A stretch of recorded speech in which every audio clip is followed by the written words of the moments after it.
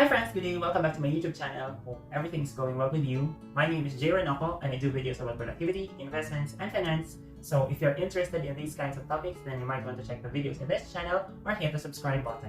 One pillar of this channel is investments. And if you ask me, why should a person go to investing? My answer would be because we need our money to grow. Personally, I want the money to work for me and not just me working for the money. It's because eventually our expenses, personal expenses, will eventually go up in the future because of inflation.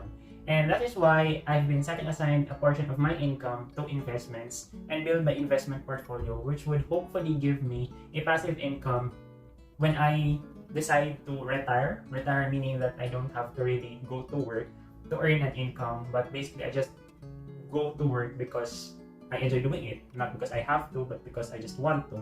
Since 2020, that was the year na first time akong magkaroon ng idea about investing, how investing works. I studied it, so I started with mutual funds, then I went to different asset classes as well. And one thing that I've realized during the COVID pandemic is that having a diversified portfolio of investments is actually a good strategy for us to be able to protect the capital of the investment and also to somehow optimize the gains. It's because different asset classes perform differently during different cycles of the economy. I've learned also during the pandemic that diversification is actually a result only of asset allocation. And so for today's video, I'm going to share to you my personal investments and how much allocation I put to them, how much of my investments is invested in stocks, or how much of my investment is allocated to mutual funds, and so on and so forth. For today's video, I'm going to share to you the 6 major asset classes that I am invested in, and those are mutual funds, stocks, bonds, MT2, Terra, and Forex. So I have an investment portfolio that is classified into 6 major categories, and I've been tracking the performance of those investment classes since 2020 up until today, and so I have a clear picture of how much of my investments are going into that particular asset classes. And so for today, I'm going to share to you the current status, or how much of my investment is allocated to mutual funds, how much is being put to stocks, and so on and so forth. And so I would share to you this one. This is not a personal recommendation. Remember that investment is somehow personal. It depends on your time horizon, your investment objectives, and even risk tolerance. If you have watched my other videos on this channel, I'm super aggressive. Like, I don't need the money in the short term. I have a very long timeline as well.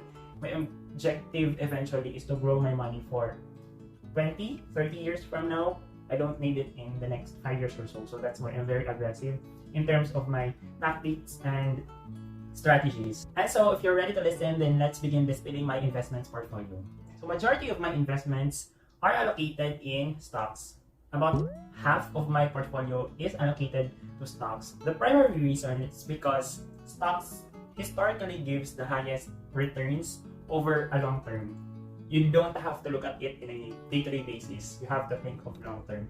I do believe that the stock market is still the best asset class of compounding our money over the long term. So that is something that we should take note. It should be long term. Long term meaning at least more than 10 years. And so my general strategy is keep on buying shares of stocks that is undervalued, meaning I have low price to earnings ratio, low to price book value, and has a very attractive dividend yield. Those things are my general criteria for choosing what stock to invest in, and I just keep accumulating shares over the long run. So I've built it over time. And because of that strategy, I have created almost half of my investments to stocks. My stock portfolio also includes the REITs, or the Real Estate Investment Trust. I haven't discussed this yet in my YouTube channel, but REITs are a good hedge as well in terms of our stock portfolio, because REITs provide us a decent amount of dividends because they are required by law to distribute at least 90% of the company's previous year's net income, distributable net income, to the shareholders as dividends. So they quietly have a good amount of yield. Even if the stock market is very volatile, the prices moves up, move down, but because of the dividend feature of the REITs, it makes it attractive for investors like who wants steady stream of income.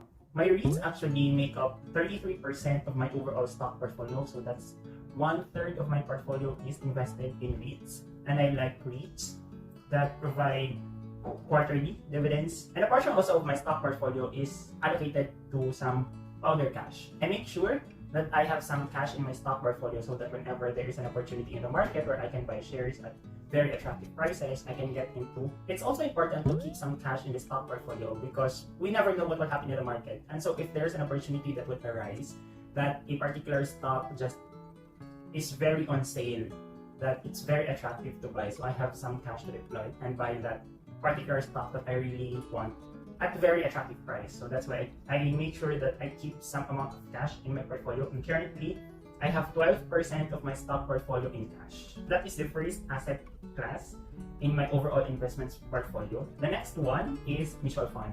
So about 24.5% of my portfolio is invested in mutual funds. So I keep about a quarter of my investments right now to mutual funds. It's because I want to have a diversified approach in terms of my global market exposure.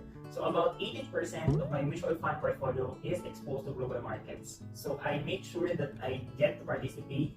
For example, if the US market rallies and the Philippine stock market does not, so I have an investment that runs. Basically, I get good gains from being invested in a global market. 42% of my mutual fund portfolio is invested in bonds. Much easier to be invested in different bonds when you invest via a bond fund, because buying a bond usually is much more expensive than having a bond fund. For example, the minimum amount that you can buy a bond usually is about 50,000, and there are some that's 100,000 pesos. Or if you're a retail investor who doesn't have that much amount of money, then it would be hard for you to buy a bond because of the somewhat expensive price. But if you buy a bond fund, you can buy as low as 1,000 pesos or 5,000 pesos, and it's already diversified, meaning you are already exposed to multiple bonds, corporate bonds and government bonds. That's why I make sure that I have a mutual fund that is somehow allocated to a bond fund, and that's 40% of my current mutual fund portfolio.